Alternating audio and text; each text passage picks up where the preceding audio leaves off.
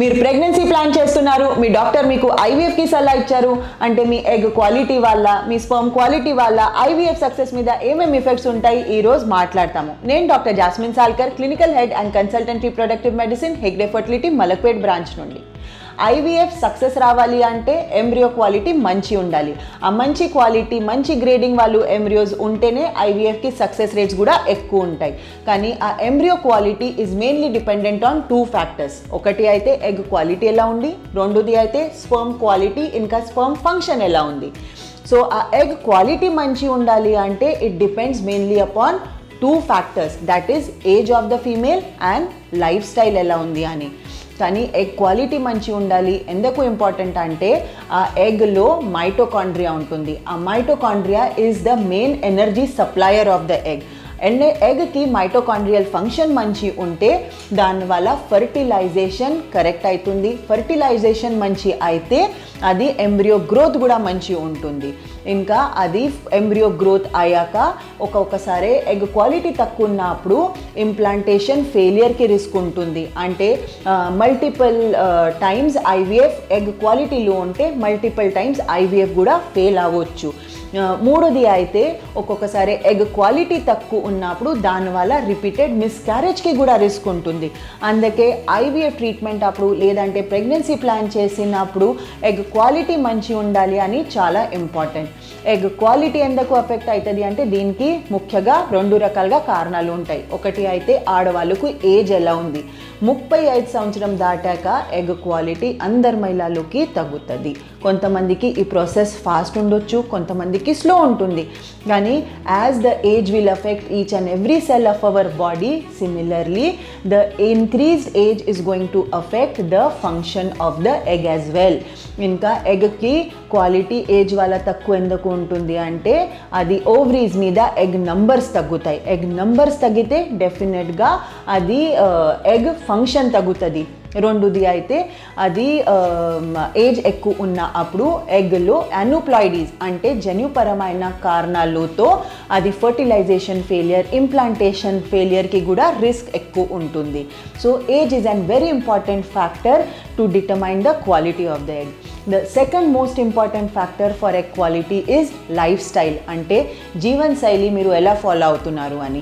అది unhealthy life style follow అయితే అంటే ప్రాపర్ న్యూట్రిషన్ లేకపోతే, ఐరన్ లెవెల్స్ తక్కువ ఉన్నప్పుడు లేదంటే ప్రోటీన్ లెవెల్స్ తక్కువ ఉన్నప్పుడు, అది బ్యాలెన్స్ డయట్ మీరు తీసుకోవట్లేదు, లేదంటే అన్హెల్దీ ప్యాకేజ్డ్ ప్రాసెస్డ్ ఫుడ్ ఎక్కువ తింటే అంటే పిజ్జాస్, బర్గర్స్, క్యాన్డ్ ఫుడ్స్ ఇవన్నీ ఎక్కువ యూజ్ చేసిన అప్పుడు definitely egg quality will be affected.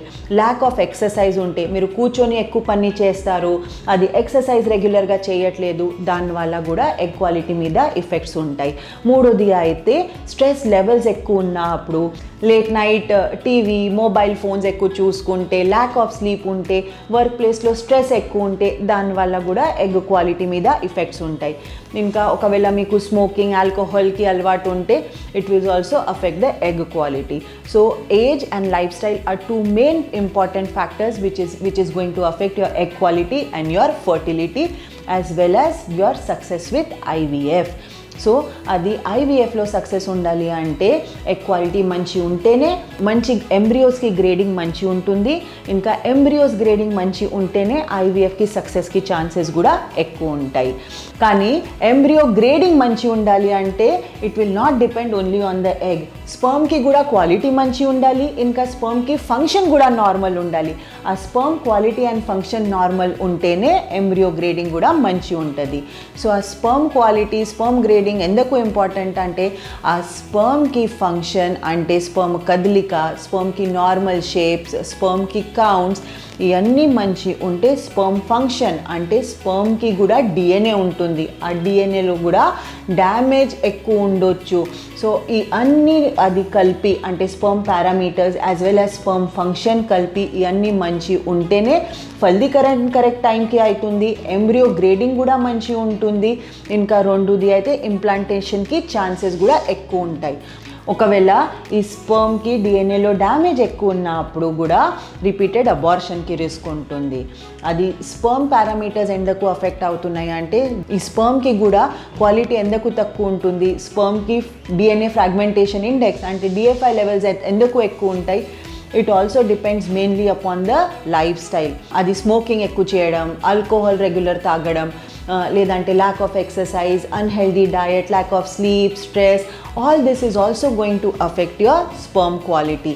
So ఆ స్పర్మ్ క్వాలిటీ కూడా మంచిగా ఉండాలి అంటే it is very important to follow a healthy life style. So laptop, mobile phone ఈ యూజ్ కూడా ఎక్కువ ఉంటే అది దానివల్ల కూడా స్పర్మ్ క్వాలిటీ తగ్గుతుంది. ఒక్కొక్కసారి అది మెడికల్ ఇష్యూస్ ఉన్నప్పుడు అంటే అన్కంట్రోల్డ్ డయాబెటీస్, అన్కంట్రోల్డ్ థైరాయిడ్, ఇది అన్ని ప్రాబ్లమ్స్ ఉన్నప్పుడు కూడా ఆడవాళ్ళకి ఎగ్ క్వాలిటీ తగ్గుతుంది, ఇంకా మగవాళ్ళకి స్పర్మ్ ఫంక్షన్లో ఎఫెక్ట్ ఉంటుంది. So overall egg quality and sperm quality మంచి ఉండాలి అంటే హెల్దీ లైఫ్ స్టైల్ ఫాలో అవ్వాలి, అది స్మోకింగ్ క్విట్ చేయాలి, రెగ్యులర్గా ఆల్కహాల్ అవాయిడ్ చేయాలి, ఇంకా ఎక్సర్సైజ్ అండ్ యోగా రెగ్యులర్గా చేయాలి. ఇంకొకటి అయితే ఒబేసిటీ ఉన్నప్పుడు అంటే వెయిట్ ఎక్కువ ఉన్నప్పుడు కూడా egg quality, sperm quality affect అవుతుంది. So if you are obese you should lose weight. కొంతమందికి బాడీ వెయిట్ చాలా తక్కువ ఉన్నప్పుడు కూడా ఎగ్ క్వాలిటీ మీద ఎఫెక్ట్ ఉంటుంది. So you should balance your body weight, eat healthy, balanced food, regular exercise, decrease your stress levels, take adequate sleep, and overall follow a healthy lifestyle to improve your egg and sperm quality. Me egg quality, me sperm quality improve అయింది అంటే మీకు ఐవీఎఫ్లో కూడా మంచి grading వాళ్ళు embryos వచ్చి మంచి success rate ఉంటుంది, ఇంకా మీ ప్రెగ్నెన్సీ రావడం ఛాన్సెస్ కూడా ఎక్కువ ఉంటాయి. అట్ ద సేమ్ టైం అబార్షన్కి కూడా రిస్క్ తగ్గుతుంది.